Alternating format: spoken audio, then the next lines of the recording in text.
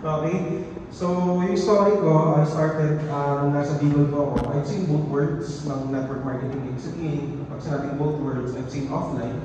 Nakita ko yung transition from offline to online.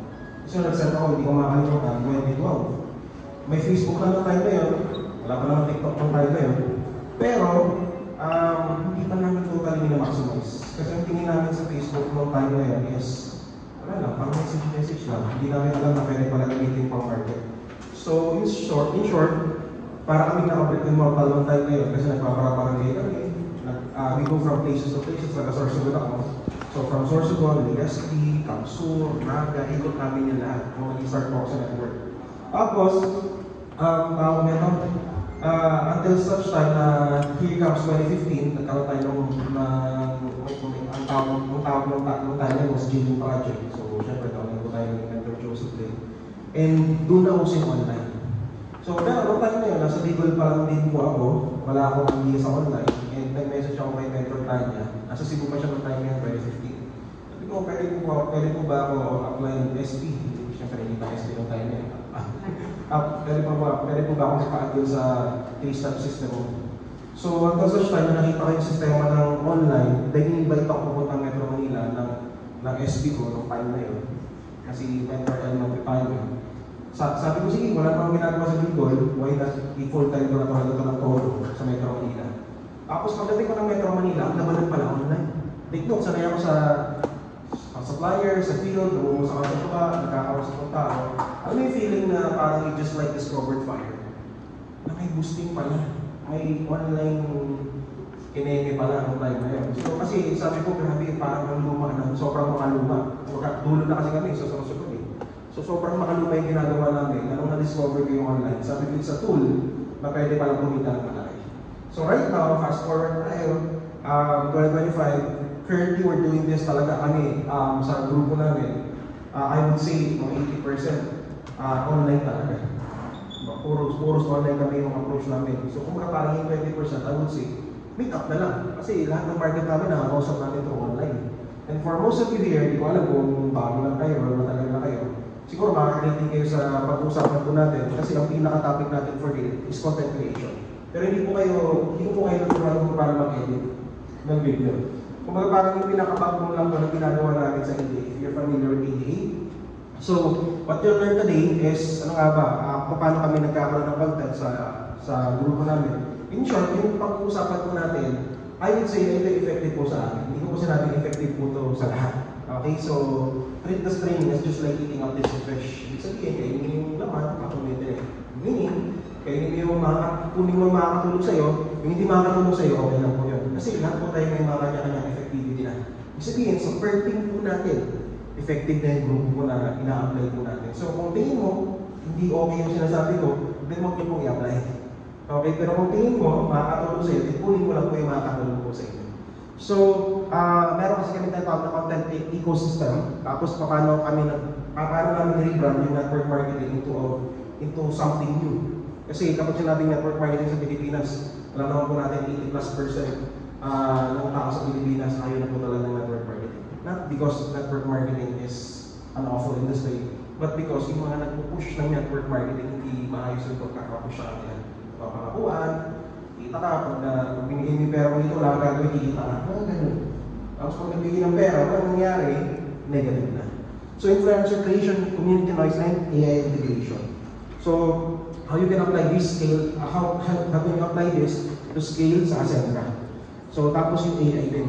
So, siguro happy ako lang din yung regarding sa AI. Alright? So, paano ba kami? Paano ba namin, bakit kami iba sa iba? Okay? So, normally, sa approach ng network marketing, kapag, for example, first contact pa lang, in-invite mo agad sa Zoom, panoorin mo agad yung video.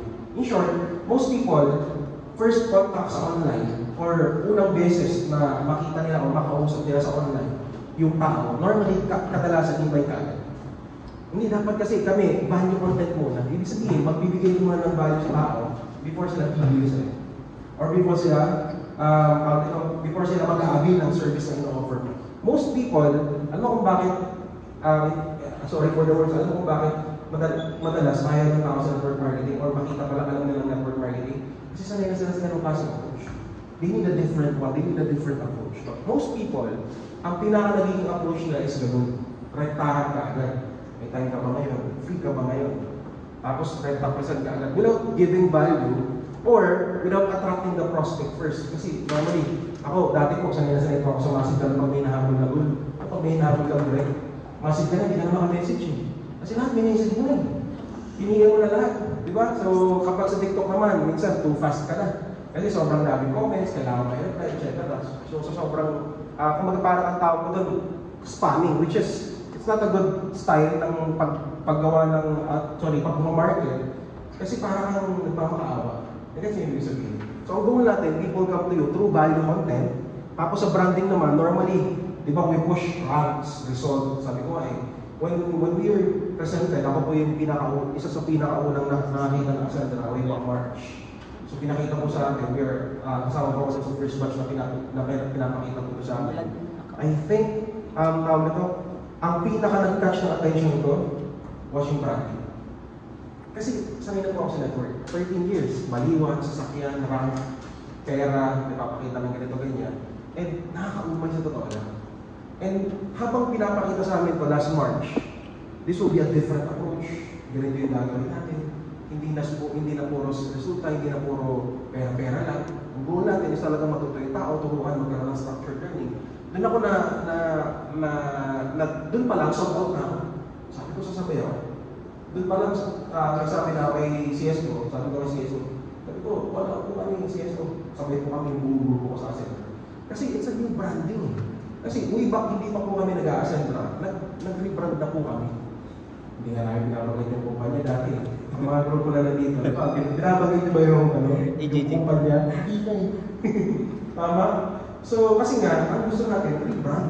Kasi most people, kahit hindi natin sabihin sa saturation, at some point, marinig na, nakita na, napanood na yung video. So, gusto natin ng parang total reset. That's why gusto ko yung sa Accenture. Kasi total reset, marinig mo natin. Kahit kayo po kanya, market mo pa rin. Tama, kasi total reset. So, nagkaroon kami ng parang identity change na sabi namin, what if palitan natin yung rebrand ng network marketing into a new one.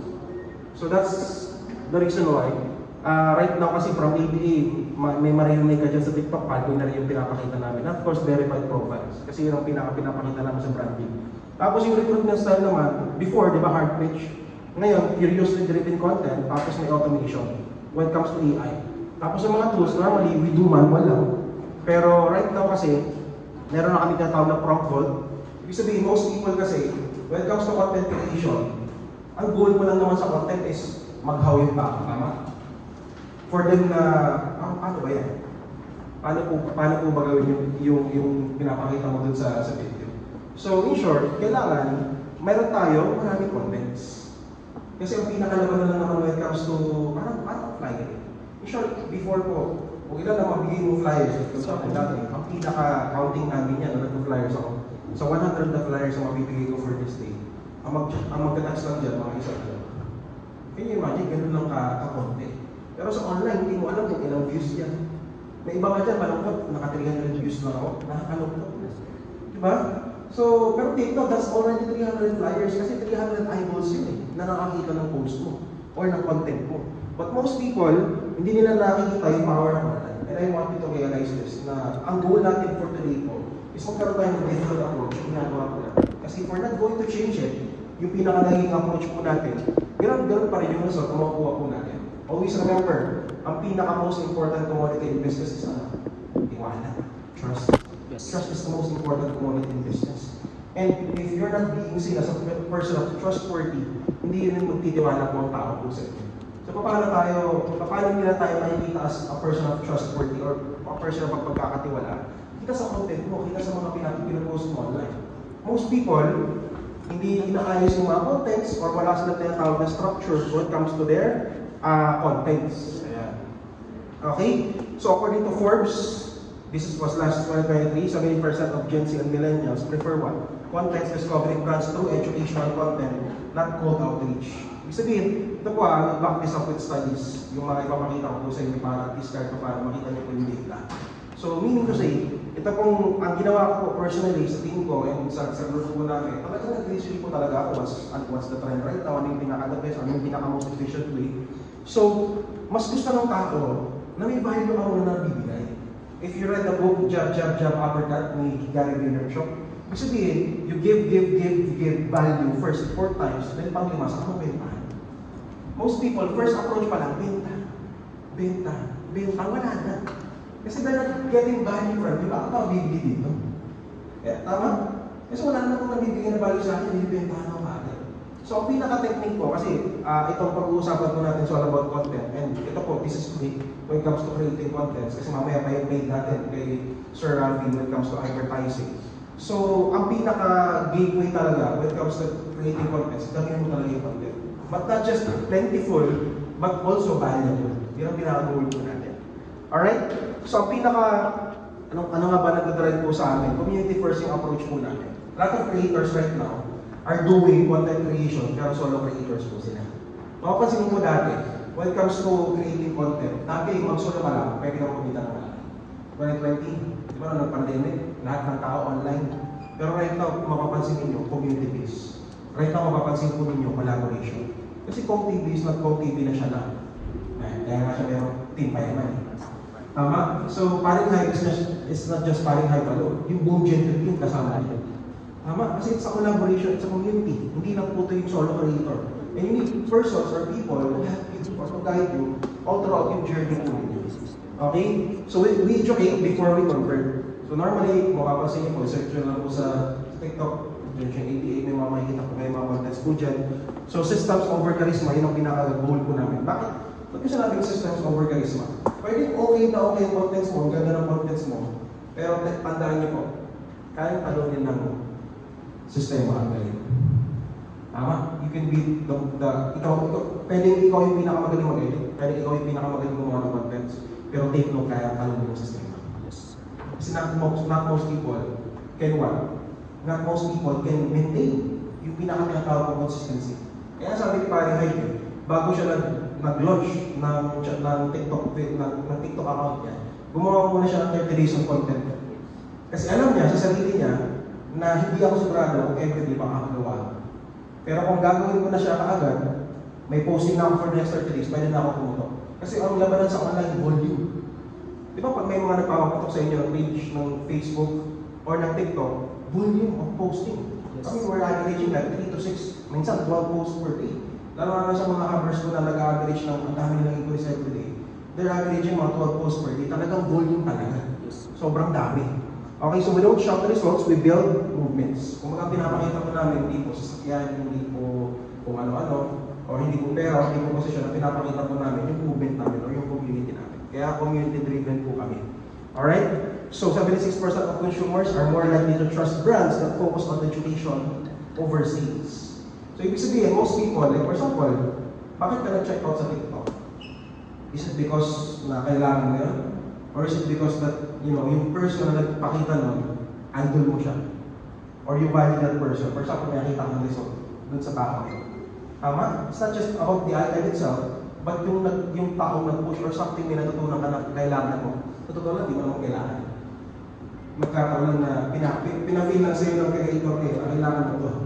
Kaya ka nabudol. Kaya ang tawag doon, budol. So, in short, sa totoo lang, hindi mo naman talaga siya kailangan. Just that, naka-check attention mo through what? Through educational overseas. Most of us, lahat ng gamit natin, kung mapapansin po ninyo, saan galing? TikTok. Yan ikaw, yes, TikTok. Tama kasi, nabudol ka. Kasi, may value or may pinakita. Alright, so kami po, when we do content, movement-based po kami. So in short, this won't work kung solo ka lang. This will work kung community kayo, kung marami po kayo. So, I know for a fact na lahat po kayo may mga kanya-kanyang community, may mga kanya-kanyang grupo, and we're doing this kind of videos, siguro, dumaan na to sa inyo, nakita nyo na to. One topic per week posted by 50 to 60 creators. So, what we're doing is, kung anong gusto namin mag-token ngayong linggo, meron na kaming content for that. So, sabay-sabay na kayo mag-post, may oras na kami ng posting. So, hindi po ako magtuturo dito kung paano mag-edit or mag-cut ha. Kung ano lang yung pinaka-structure na ginagawa po namin. Kasi editing, topic, etc. kaya-kaya nyo po yung gawin. Alright? So, one topic per week posted by 50 to 60 creators, ang tawag po namin dyan, echo chamber effect. Ito builds credibility. Parang ganito, if you watch something, or may napanood kayo isang beses sa TikTok, for it to be trendy, dapat paulit-ulit mo siya makikita. Hindi pwede, hindi mo masasabing trending yung isang bagay, hindi mo siya paulit-ulit nakikita. Ano ba uso ngayon? Okay, nakatapos lang narali ng ICC, ilan sila ng dami. Di ba ano ba uso ngayon? Yung si BBM. Di ba kung nakikita yan? So kung pag-abayan ng tawag doon. Negative or positive, lahat virality is virality. So ibig sabihin, builds credibility kasi paulit-ulit mo siya nakikita. For example, isang item sa TikTok, hindi mo naman kailangan, di ba, for example, may tatawag na parang yung ice molder sa TikTok, hindi naman kailangan yun eh. Kaya lang, paulit-ulit ko nakikita, lagi kasi ako nag-ice coffee, pag nagtitimpla ako, tapos nakita ko, pwede pala yung sa tumbler. Ilang beses ko natin mga 5 times, sige na, check out ko na yun. Kasi paulit-ulit, lumalabas, that builds credibility. Kasi bakit subconscious yun eh. Pero kung one time mo lang nakita ang isang bagay, you will never, take a look at it anymore. Kasi malilimutan mo na yun eh. Pero kung paulit-ulit nagre-remind sa'yo, nakikita mo lagi, sige nga, check out ko na to. Same with us. Kaya nga ito, chamber effect. Ano ba KDA? Nakita ko na naman. Ano ba yung nakita ko na naman? Ano ba yung POS? Ano ba yung PEA? Ano ba yung, di ba, iba-iba? Tama? So, kumbaga, most of you here are doing these contents already. Tama? Nagagawa niyo na po ito. So, in short, it can never work with one creator alone, but it can work with multiple creators. Kasi ang tawag po doon is echo chamber effect. And maybe hindi niyo po yung alam, pero yun po talagang tawag sa akin. Okay? Kaya nga po siya nagiging viral eh. Kaya nga po, despite 6 seconds, 5 seconds of video, nagiging viral siya. Kasi ang dami gumagawa. Hindi lang po isa. So pag take note, all effectivity or all viral contents, nagkakaroon naman po ng tinatawag na subside. Ibig sabihin, kung parang I can never say na ito po, tatagal po ito ng laging effective. Kasi ibig sabihin, kasi nagawa na po namin ito dati before pa. Ang grupo ko dati is Ascenso 101. So nagawa na rin po ito dati nila, if you know, Michael Jovin Rihado, yung Wi-Fi boss, yung time ng pandemic, sobrang tutok din po nila sa TikTok. Right now kasi medyo sobrang strict kasi ng TikTok ngayon eh. Ang daming community guidelines na, di ba, may for example, ako na lang, nakatatlong TikTok na ako, pag ilang gawa ko na kasi lagi ako nababae. So, maganda na lang siguro kayo ng Sir Omar kasi dinidiscuss nyo doon yung regarding sa mga pan-accounts. Alright? So, kami, gawa ng gawa, and minamaximize namin lahat. Not just TikTok po, but Reels. Kasi may mga nag-reels po dito sa inyo at ginagawa nyo na po talaga to. Kami, personally, minamaximize po namin both.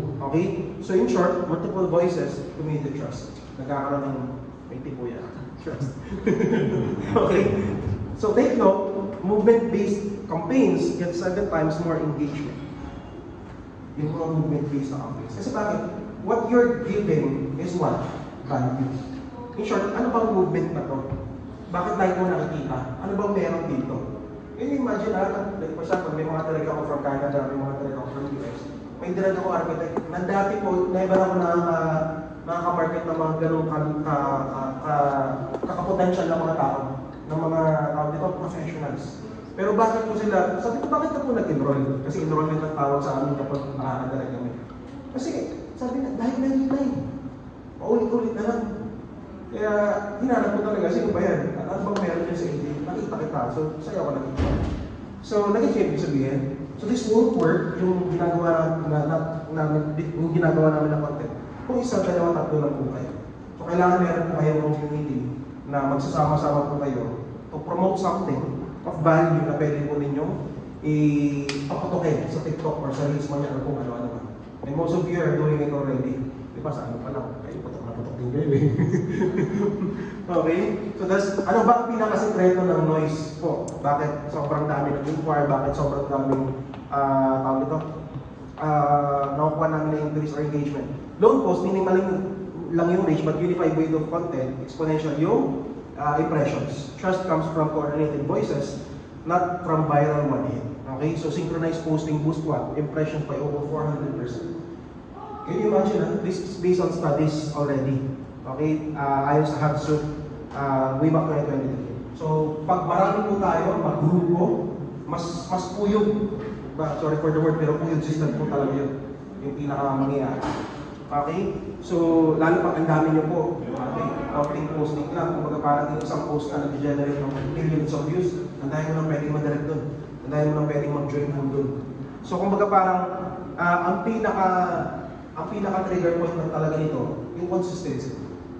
Kasi kami may oras po talaga kami. So, it's easy to make, kasi ilang seconds lang. Medyo patatagalan pa lang kapag yung mga talking head videos. Ako kasi talking head videos ako, yung mga leaders ko kasi, yung mga 6 seconds videos, pero ako talaga value-driven content yung mga ginagawa ko. So, ang pinaka-magmamatter lang dito is your consistency. Dapat meron ka ng, sa isang araw, gagawa ka talaga ng maraming contents kasi yun ang flyers mo. And you're not paying for it, kung parang kung mag-boosting ka, then pwede ka mag-antay ng employees. Pero kung mag-boosting ka, marami po talaga. Kasi you'll never know kung kanino eyeball yan, tawag ito, kung kanino yan dadaan or makakita. So influencer trust, ang pinaka-goal lang po natin, at least kahit paano po, verified po yung accounts po ninyo. Magkano lang naman po yung per month. Verified yung page, verified yung mga Facebook accounts po ninyo. Iba yung power kapag may blue badge, rather than wala. Kasi most of us, paano kita mapagkakatiwalaan? Ma'am, hindi naman po magiging verified yung account ko kung hindi ako nagpasa ng ID. Kasi kung may government ID yan, kapag nagpapasa po tayo kay Facebook, dapat clear din yung bio po ninyo, may clear na CTA. Story-based yung mga content, yung mga strategy. So don't wait for credibility, decide. Remember, ayon kay Meta, verified profile sees 20 to 30% higher engagement and 2 times more profile views than yung walang blue badge. So, magkano gagastos mo? Mga 1,000 per month. Take note, this is not expense, it's investment. Kasi bakit? Sinasadya mo yung credibility, hindi ka naman sikat eh. Tama? Paano masasabi na okay yung credibility ng tao? At least paano man, verified ka. Natry nyo nang magbili sa marketplace, Facebook marketplace. Di ba pag may hinahanap ka kahit ang sunod na tinitingnan mo, yung profile na nagbibenta. Di ba pag verified, medyo mapagkakatiwalaan rather than yung parang account na parang putyo-putyo lang. Tama? Kasi ako pag may binibili ako something na bagay, like for example, second-hand items, sine-check ko muna yung profile na nung bibenta kasi baka mamaya scammer eh. Tama? So it's very important na iba po ang dating kapag verified yung mga profile accounts po. Kaya make it to a point na yung mga profile Facebook man yan, yung page mo yun, pwede nang i-verify, mababayad ka lang naman eh. So hindi naman tayo artista na magkakaroon tayo ng blue badge kasi artista po tayo, or sikat tayo ng personality. So pwede ka naman magbayad kasi magkano na naman po yan. So I'm not saying this as an expense, but it's an investment po na pwede po niyo gawin. Okay? So normally, ang ginagawa ko pong contents are story-based. May structure po yung story-based. Hook, pain, shift, and soft call to action. So it's so important na ba yung hook? Ito yung first 3 seconds na makikita mo sa video. So there are 3 types of hook. Hindi ko nga lang po nalagay po dyan. Verbal hook, yung sinasabi. Pangalawa is yung text or yung nakikita sa screen. Tapos pangatlo, combined images and text sa screen. Normally kasi diba nakikita natin, text lang tapos yung verbal na. Pero may bago na yan. So ang bago ngayon is images and text sa screen. Yun ang nakikita niyo po on the first 2 or 3 seconds ng video. It's very important kasi normally, yung outcome ng video na makikita mo, doon nagkakaroon ng retention. Ang dati pong algorithm na TikTok is ang base po niya is comments and likes. Yun po ang algorithm dati ng TikTok. Ngayon po ang algorithm ng TikTok, retention. Kung 1 minute ang video mo, maraming nagre-retain na napapanood or tinatapos yung video mo, mas lalo i-push ni TikTok yung video mo. In short, so ang goal mo po, matapos niyo yung video. Okay? While doing contents. Rather than pero kung yung video mo is yung curiosity lang, mga 6 seconds, 8 seconds na video, okay lang, natapos naman yung agad eh. Okay? Pero ang goal natin is retention. That's why, for example, next ko lang ito kasi mamaya, may example naman ako sa dulo. Ayan. So these are example of formats na pwede mo rin yung gawin. So emotional contents converts 2.6 times more than rational content. So kahit paano po, at least something relatable.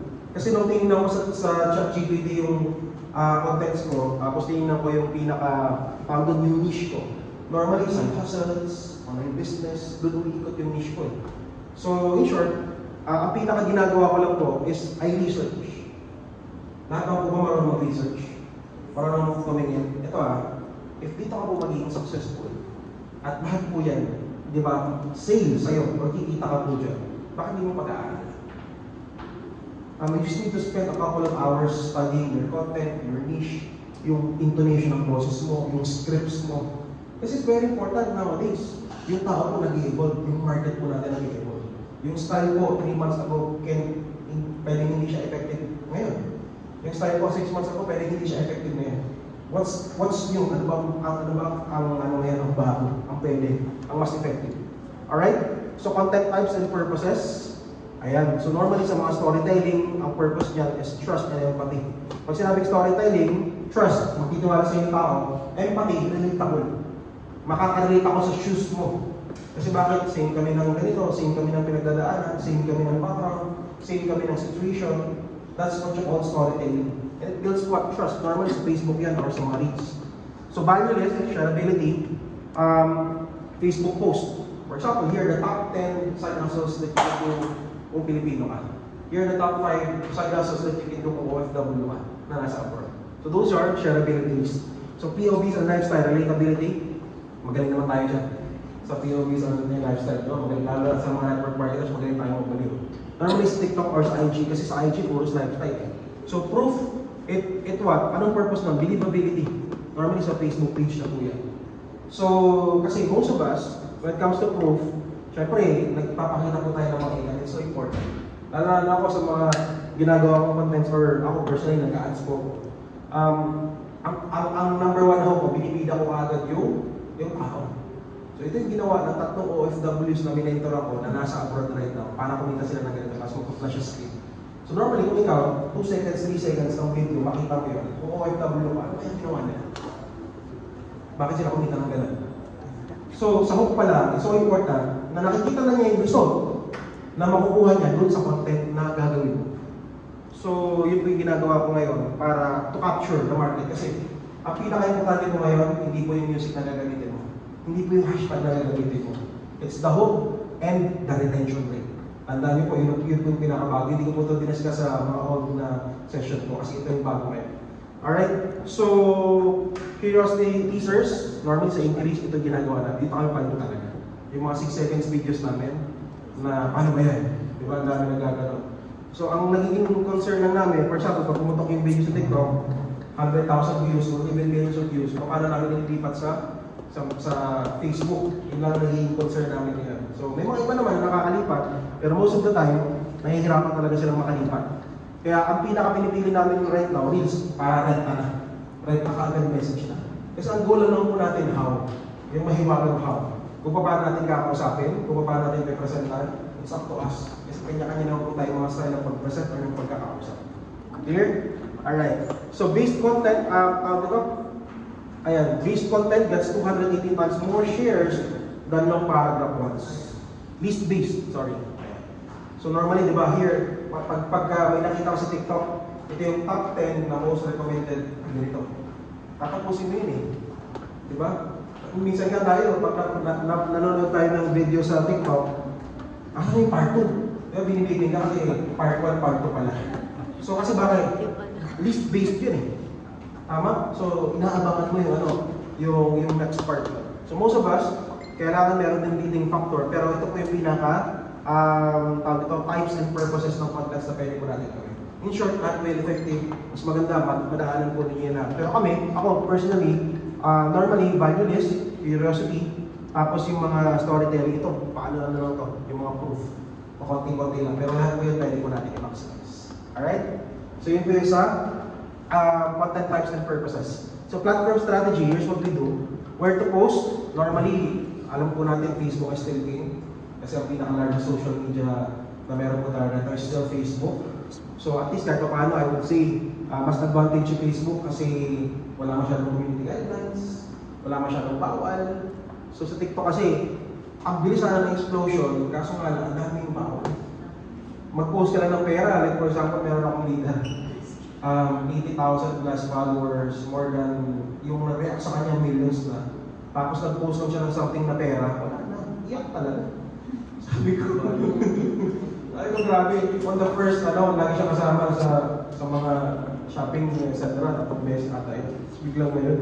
Kasi nawala eh. Kumbaga parang making ano niya yan. So sabi ko, basahin natin yung community guidelines, basahin natin yung mga rules, para at least ma-retain natin yung ano, yung sayang eh, kasi pinagpapura din natin yan. Kumbaga parang, this is our digital property. So we must know the rules.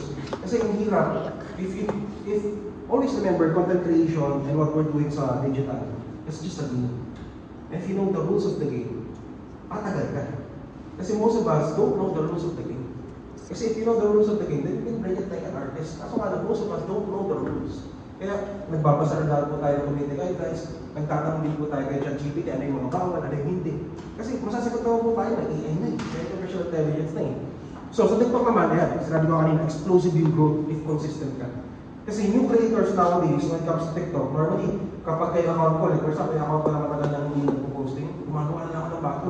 Kasi may something sa mga bago account eh. May something kapag meron kang bagong gawang TikTok, iba yung explosion, iba yung, lalo pag consistent nagkakaroon ng posting, and pinapakita ko kay TikTok na active ako, creator ako, gumagawa ko ng content, consistent ako. So, yun. Kaso nga lang, be cautious sa mga sinishare po natin. Kasi I know, most of us, right now, di ba, nagkaroon tayo ng pando-pando tayo ng mga nakaraan eh. Ngayon kasi, sobrang strict ito. So, be cautious lang sa mga nilalabas po natin ng content. Normally sa personal page naman, trust and authority. Ayan, ito, pagka nag-ads ka, maganda rin to. So Instagram, optional lang po to for lifestyle posting if you want. So tip, create once, post everywhere. Napakasimple lang. Create ka ng isa, post mo sa TikTok, post mo sa page, post mo sa Reels. Lahat naman pwede. Alright? So, Filipinos spend 3.5 hours per day on social media. Napakasimple lang. Facebook still dominates with 95% of usage. Kasi bakit? Ang bagong tambay ngayon, anong ginagawa? Ang tambay dati, lalabas ka, may isang tindahan, yung dumadaan, napansinin mo, pasok ka ulit ng bahay, tulog ka. Ang tambay ngayon na bago, ano, kumakain, may cellphone. Tama? Nakaupo sa bahay, nakahiga sa bahay, may cellphone. Yan ang tambay ngayon. Most people, you won't see them outside, but you see them on their mobile phones. Nakaheadset. Yung iba nga minsan, kapag nagko-commute, kaya nga importante yung mga contents po natin, mayroong captions. Kasi there are people na nanonood ng contents na hindi po nila naririnig. Nagbabasa lang po sila. It's very important. So, ang modern day tambay mo ngayon, nasa cellphone. Kaya let's dominate it. Sayang eh. Kung mga po subas right now are already digital, and wala na po tayo pumunta. We're never going back. Sabi nga eh, when the pandemic hit us, way back 2020, nung nagkaroon po tayo ng pandemic, mangyayari po yung nangyayari ngayon, dapat 2030 po. Kaso walang in-advance na ng pandemic. And the series of events na nangyayari right now, na-advance na because of the pandemic. Kasi kung wala to, dapat supposedly din nangyayari ngayon, 2030 pa po, 5 years pa po. So nga lang, because of it, nangyayari po sa atin to. Kaya, whether we like it or not, the only constant thing in this world is what? Change. Kailangan natin magbago. We need to change. We need to change something of what we are doing. And kung ano yung ginagawa po natin sa online, at kailangan po natin mag-adapt, sumabay. Kasi kung hindi po tayo mag-adapt, ano mangyayari po sa atin? Kawawa po tayo. Dahil kung tao hindi nakakasabay. Mostly po na ng-pandemic, napakaswerte lang po namin before sa project kasi nung nag-pandemic, nakasabay talaga kami sa online. Pero most people at namin group po yung nalusaw because hindi sila nakasabay sa online. So right now po, digital na po talaga yung pinaka-nagdodominate. So let's focus on it 100%, whether we like it or not. Alright? So kung magdodrawing po ako ng pyramid, ito po yung structure ng contents po namin. Mostly, ang pinaka-base po niya, systematic posting, systemic posting strategy. So yung community echo, tapos sa middle, trust building, yung mga stories, yung mga proofs. And at the top, content types na, yung mga short, mga reels, mga posts. So ito po yung pinaka-base po talaga. In short, yung pinaka-foundation po talaga namin, community echo. Yung maramihang posting, na marami po kami nagpo-post. 1 topic, 2 topics per week. Yun po yung pinaka-posting po namin. Most creators start at the top, we build from the bottom. So, karamihan kasi ng iba, content types, trust building, pero walang systematic or systemic posting. So, ang pinaka-goal po talaga natin, magkaroon kayo ng grupo, or yung tinatawag ko, what I call is accountability partners, sa hub, kasama ko sa kagrupo nyo or sa team po ninyo, para meron po kayong systemic na posting. Alright? So, Pagdonan Identity Creation. So, if naririnig nyo po yung Pagdonan, ito po yung bagong pinapakausap po natin. So, sa akin po galing yung word na Pagdonan. So, kaya meron kami tinatawag na Pagdonan card. Yun po yung bagong inuusap po natin. So, in short, bakit po namin ginawa to? Kasi identity. In short, it's a different noise. It's a different branding. It's a different drive. Naging simple sabihin. So, that's why sabi ko nga nung sobrang paldo po kami, I think June, July, kung di ako magkakamali. Ang dami namin release, ang dami namin Tapos, nag-die down siya. Sabi ko, ano kaya pwede natin gawin? What's next? Kaya ito naman yung bago namin pinapauso. Kasi, ang bilis ng ng lao sa online. May magganito lang ng konti, biglang hindi na uso. Di ba, ano ba yung, for example, sa movies nila. O di ba yung K-pop hunters ba yun? Di ba, halos araw-araw nakikita yung gold na narinig yung gold din, wala na. Kasi ang bilis ng dialogue, ang bilis malaos. So, ganun din po sa online. That's why, we need to create something na new campaign or new program na pwede po ninyong ibida ng bago. So, Powder stands for lifestyle, independent belonging. So, people join movements, not companies. Most of us, pag ka nag-join, is it because of the company? Hindi. It's because of the community that you're in. Yung mga sa inyo, hindi naman nag-join because of the center. Nag-join ako because of POS. Nag-join ako because of PN. Nag-join ako because of PN. Hindi naman sila nag-join because of the company. It's the movement that's up yung team, yung community. Kaya yun ang pinaka-dapat i-establish mo natin. Kasi bakit? Sino ang engine? Ayun. We are the engine, tayo yung maharap sa tao, hindi naman yung kumpanya. Tama? So, yun. 63% of consumers prefer what? Lifestyle-driven brands over product-driven ones. So, it's so important na matandaan po natin. Okay, so 88 versus traditional business. From recruiting to attracting. So, recruiting path, di ba, spam ka, invite ka, tapos check ka. Through what? Content, curiosity, tapos increase. Yun ang uso ngayon. And most of you ginagawa na po ito. Kasi bakit? Because of content, na-curious sila, nag-inquire sila, that's why marami ka, increase. Hindi na po ito yung cold approach na rentahan yung makakausapin. Kasi ang hirap mag-build ng rapport sa online. Sobrang short lang yung attention span ng tao. Paano mo siya makaka-capture in a short period of time? That's the reason why most people, ang gaganda ng post nila, ang gaganda ng parang tawag ito yung text sa bawat content nila, para ma-hook na lang agad yung tao. Kasi ang attention span ng tao sobrang bilis. Like for example nga lang, sa inyo mo na nag-content or sa inyo mo na nag-ads na, ibang hirap kapag bahaw na. Kung sinabing bahaw, yung nakalipas na. For example, nag-inquire siya kagabi, na-replyan mo kinakamagahan, wala na eh. Not unless on the spot. Di ba pag-ads, kasi ako normally di ako nag-ads na tulog ako. Kasi gusto ko, makausap ko agad. Masendan ko agad. Kasi bakit? Nandun pa yung emotion eh. Nandun pa yung tawag ito. Gusto pa naman malaman. Interesado pa siya ng time na yun. Pero 3 years ago, hindi na. May iba nang ginagawa yan. Alright? So, dapat po, isa rin sa siguro, I would say, tech or advice po sa inyo na dapat present po talaga kayo, especially sa content.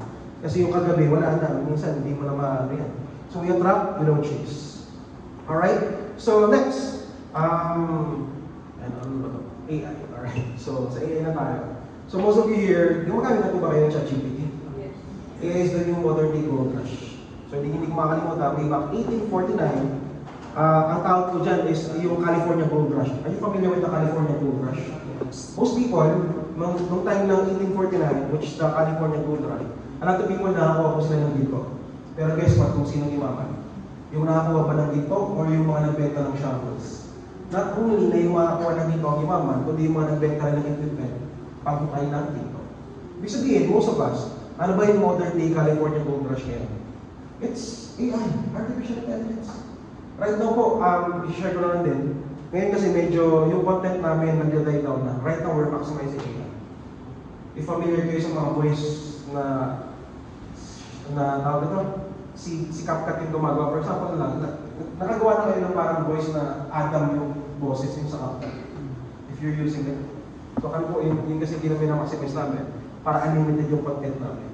So right now, we're maximizing AI. And so should you. A lot of you here are using artificial intelligence. Kaya lang, ang magandang advice ko po, mas maganda po naka-ChatGPT Pro po kayo. Kasi yung hindi po kayo mabubusan ng content. Tama? So right now kasi yung ChatGPT is already, GPT-4 from GPT-4 to GPT-5. May reasoning na. Can you imagine, for example, meron akong script. Papakita ko sa kanya, tingin mo, sasabihan ko sa ChatGPT, tingin mo, effective na ba ito? What loopholes can you see? Ano ba pwede kong i-improve? I-improve niya, sasabihin niya ako. Ibigyan niya ako ng case study. So, hindi prompt bot, meron kami tayo ng prompt bot. Kasi bakit? When it comes to AI, ang pinaka-importante lang naman po talaga is yung prompt. Okay? So, it's so important. AI-added content planning tools. Okay? So, ano bang mga uses po nito? Content ideation and planning. Kasi most of us, marami po tayong contents, kaya lang, hindi mo pinost, bakit? Yung caption ko.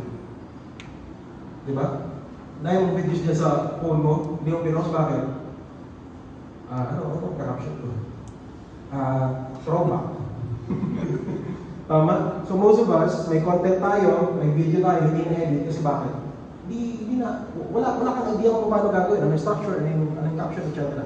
So auto-generating reels, scripts, captions, and hooks. Normally po, sa mga videos ko, titignan nyo po yung TikTok ko, lahat po yun, AI, captions up yung gamit ko eh. Kapag nag-edit ko ako ng video, dati kasi nagbabayad pa ako ng parang 250 to 300 per video. Sabi ko, mahal-mahal, pakasapula ako ng video. 3,000 na kaagad kasi 300 kada isa. So i-discover ko yung caption ko, na mag-edit. Sabi ko, kaya mag-edit, 5 pa, isang araw.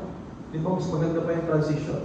So because of what? AI kasi AI din yung captions up, turning objections into stories. Most of us, kapag meron po tayong objection, kapag kasi the more you use ChatGPT, lalo kapag nakaprong kilala ka niya. And the more nakilala ka niya, the more na mas magiging efficient yung response or yung bibigay niyang sagot sa'yo kasi mas kilala ka habang tumatagal.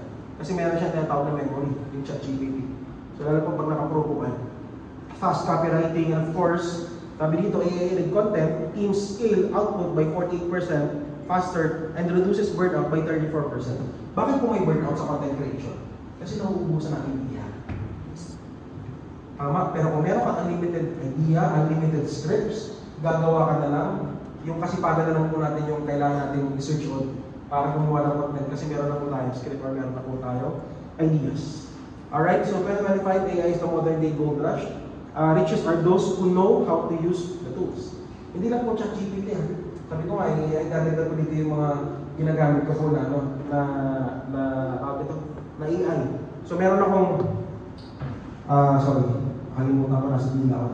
Meron akong ginagamit na artificial intelligence. It's a website na ang ginagawa niya, kukunin mo yung link ng for example, ang ginagawa ko kasi, ano ba yung niche ko? Online side hustles for Filipinos, online business. Hahanap ako ng creators doon sa niche ko na yun. Tapos kukunin ko yung mga videos niya na pumutok na. Millions of views, yung mga putok.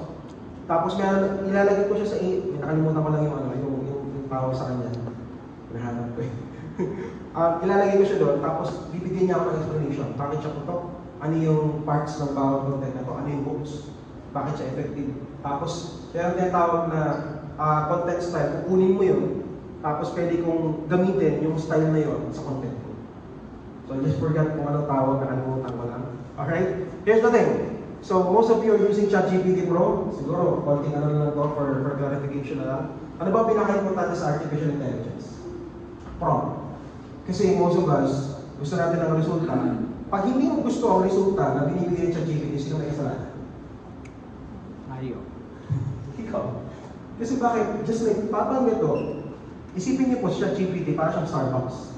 Pa-order ko, kape. Bili niya ng Americano Black. Hindi to gusto ko prop. Diba? Kasi broad eh. Sabi mo ng kape. Yung kung nag-order ka sa Starbucks, pa-order nga po, white chocolate mocha. Grande ha. Specific. Diba? 50% or ganitong sugar or no sugar. Yun ang ibibigay siya ng barista. Ganun din sa GPT. Kasi pag sinabihan mo siya, order po kape, binigyan ka ng ganito, hindi prop yung gusto ko eh. Bakit black coffee binigay ko?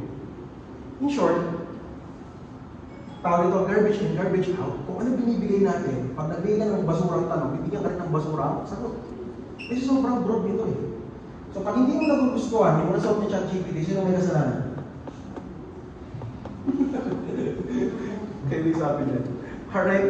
So, paano niyo po magagamit sa ChatGPT lang mas effective way? So, I've attended 3 seminars when it comes to artificial intelligence. And gusto ko lang ito i-share po sa inyo. Tamang prompts, tamang results. Napakasimple lang. Okay, so ito, in-next ko na kasi meron ako tinatawag na prompt. Ito, Dream Prompt Framework. Okay, so tawag dito sa Dream Prompt Framework. Kung meron po kayo makakalimutan kayo, sana huwag po ito. Kasi you will be able to maximize everything kapag meron ka pong artificial intelligence. Sobrang bilis po. So your formula is your perfect prompt. Letter D is what? Your dream outcome. Ano ba yung goal? ChatGPT, the goal is for this video to be viral. ChatGPT, the goal is to attract employees or students or OFWs sa context na to. The goal is to have 1 million views. Anong goal mo? Outcome. Sabihin mo sa kanya. Kasi yun ang goal, yun ang ibibigay niya sa'yo. So kung parang, ganun nag-work si ChatGPT. Next is role. Ano ba yung role? Ano ba yung expertise? Anong gagamitin niya? Kasi pag tinanong mo si ChatGPT, gusto kong magluto ng adobo. Ano yung recipe? Dapat sabihin mo yung role. Anong role ba? Michelin star chef? Or taong nagtatrabaho sa karinderya? Kasi magkaiba yun. When it comes to business, ang goal ng business is palakihin yung negosyo. Yung goal ng mga tao sa business. Pero iba ang sasabihin sa sales. Iba ang sasabihin sa marketing, iba ang sasabihin sa sales department. Ano sasabihin ng marketing? Gastos tayo sa ads. Ganito, ganyan. Ano sasabihin ng sa sales? Ano sasabihin ng sales and finance? Uy, magtipid muna tayo. Pero kasi ang goal nila parehas palakihin yung business. Kasi magkakaiba yung goal. Anong gusto mong gamitin? May kaso ka, anong sasabihin mo? A lawyer with 30 years of experience. ChatGPT, ito yung kaso ko. Ito yung goal natin. Ang goal natin kung panalo ko yung kaso, act like a lawyer or an attorney with 30 years of experience. Magkaiba ang sagot kung sasabihin mo 5 years of experience na. Magkaiba yung sagot na. So it's very important yung goal. Ano bang ginagawa natin? ChatGPT, your expertise will be a content creator or influencer with 15 years of experience, with 10 years of experience. Nagayos yung ibig sabihin. Kasi yung output magiging iba. So explain the instructions, ano ba yung details, ano ba yung commands. So dito ano ba explain, ilang paragraphs ba, ilang words ba. Sabihin mo sa kanya, kasi pag mamaya, bigyan ka ng pagkahaba-haba. Eh, ang gusto mo pala 500 words lang. Ang gusto mo pala 1 minute lang. Ang gusto mo pala 300 words lang. So sabihin mo sa kanya, action step, anong order, anong gusto mo siyang mangyari. And of course, yung margins, ano ba yung rules? Tonality, length, characters. Ano ba to? Bisaya ba? Tagalog ba? Bicolano ba? Ano ba yung tone? Gen Z tone ba? Or millennial tone? Doon mo sasabihin sa kanya. Alright? So, yun. Pero ito, in-apply ko to, ito yung nakuha ko results. So, ang sinabi ko lang kay ChatGPT, the goal is to create a Facebook post. Okay? So, ano sabi ko sa kanya? Ang sabi ko sa kanya, meron kasi ako nakitang video regarding the Air Honda, regarding happy money and unhappy money. So, ito yung binigay niya sa akin, ito yung ginamit ko, pinaka-formula. So, hindi siya parang AI. Kasi most of us, lalo na po kapag when it comes to when it comes to action steps or sa margins or yung rules, most of us may mga dash. Halatang AI makikita mo kapag may AI. So dapat when it comes to copywriting, meron ka pong tinatawag na rules when it comes to that. So ano ba yan? Ito, para at least meron kayong idea. So create a copy of a Facebook caption. The rule is for you to become an expert copywriter with 10 years of experience. So ano ba yung details? Sasabihin mo na. So ChatGPT, ito yung details, ganito, ganyan. You start with a drama hook, use the show don't tell copywriting principle, give the value to the reader, and for readability, one phrase is equal to 1 line, then after each line, do 3 lines breaks. The call to action is share, like, send message. Then ito po yung pinaka-nakuha kong outcome. So when it comes to sa prompting, hindi ako masyadong magaling sa prompting eh. Pwede nyo rin tanongin sa ChatGPT, ano ba yung mga tamang prompts? Sa kanya mo na itanong. Pwede mo rin gawin. Alright? So lahat po ng scripts ko are all ChatGPT. So ang ginagawa ko na lang po, lalo na kapag gusto ko talagang mapinpoint yung pinaka-gusto ko, ang ginagawa ko lang, in-edit ko talaga. So don't rely 100% on ChatGPT. You can make mistakes as well. Nagkakamali din po sa ChatGPT. Kaya dapat po in-edit pa rin po natin kahit na nagre-relate tayo dyan. Alright? So my audience are what? Ano ba? Gen Zs ba? Filipinos ba? Teachers ba? Etc. Alright? So bakit sulit ng 999? Diba, pinaisip ko pa kayo na mag-upgrade. So, pro na kayo. Unlimited access to GPT-5 na po yan, hindi na po pro. Actually, 5.1 na ngayon. May listening na siya. Sobrang talino niya eh. Real time, always on content assistance. Saves you what? 10 to 20 hours per week of manual writing. Kasi kung ikaw pa mag-iisip, sobrang hirap pa.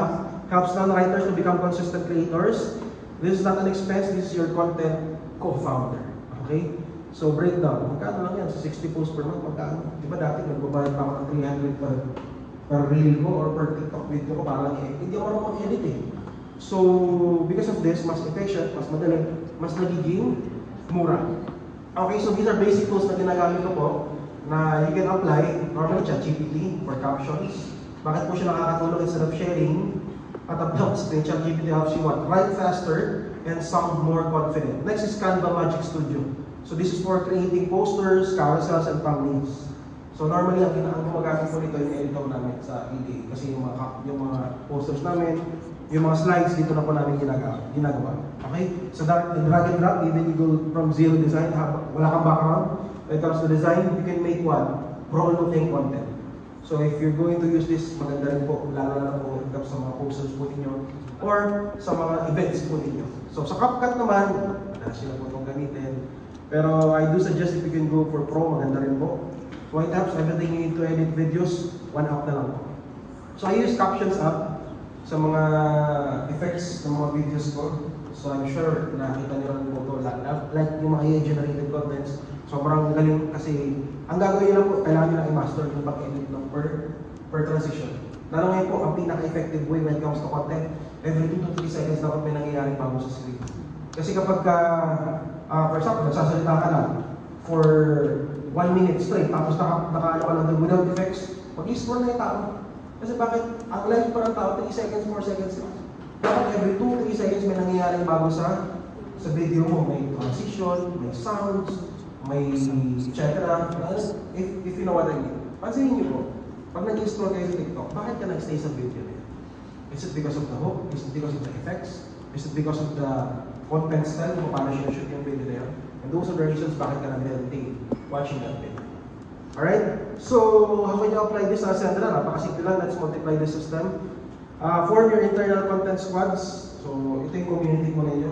Lahat ng po kayo may community na. Lahat ng po kayo ginagawa ng dito. So, launch a unified weekly campaigns. Meron kami mga weekly campaigns. Currently, monthly yung campaigns po natin. Kung ano yung gusto namin pagtutukin or going viral. So, train leaders to become verified and visible. Kasi po, iba po. For example, paano ito? Ang hirap kasi na ang level sa inyo ng, kung parang ang label ng tao sa atin is scammer. Tama? Kasi nung time mo na, tawag ito, nung time na nakaputukan namin sa EA, I think that was June, July, o August, mga ganun. Ang daming scammer na nanggagaya sa account namin. Tapos may nagme-message nga sa, I think kung ako nagkakamali, 2 or 3 ang nag-message sa akin na balik yung pera ko. Sabi ko, hindi nga kita kilala. So, ang ginagawa pala ng mga scammer na ito, mga ibang lahi, ginagrab yung mga videos, tapos pinipn nyo sa isa yung mga tao or yung mga followers namin na magpadala ng pera or mag-send ng ganito. So, dapat po verified and visible kayo. Kasi you can use it na kung hindi po itong account na ito yung kausap mo, hindi po ako yan. Nag-guess nyo ibig sabihin? Kasi ilang beses ito nangyari sa akin na may nag-PM sa amin, lalo sa mga ka-idol namin sa TikTok na sobrang puputok, may yung mga views po sa TikTok or sa Reels. Sabi ko, verified kayo kasi sobrang importante. Tapos, maglagay na kayo ng warning na naka-pay or nakalagay sa top video ninyo na dapat po kakausapin ka lang through your official Facebook account or TikTok account. Kasi most of them, kausap sila sa WhatsApp. Nililipat sila sa Telegram. Mga ganun po scammer, kaya be very cautious and careful. So, dapat po verified kayo, dapat po visible din kayo at the same time.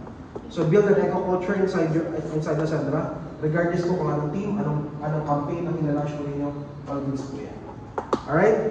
So I can help you to lead this internally if needed. Pwede po kayo mag-message sa akin for questions dito or gusto niyo ng clarity sa ginagawa po natin. Alright? So I'm not here to teach you how to post better. I'm here to show you how to build an online culture that recruits for you even when you're a student. Thank you so much po. May mga question po ba?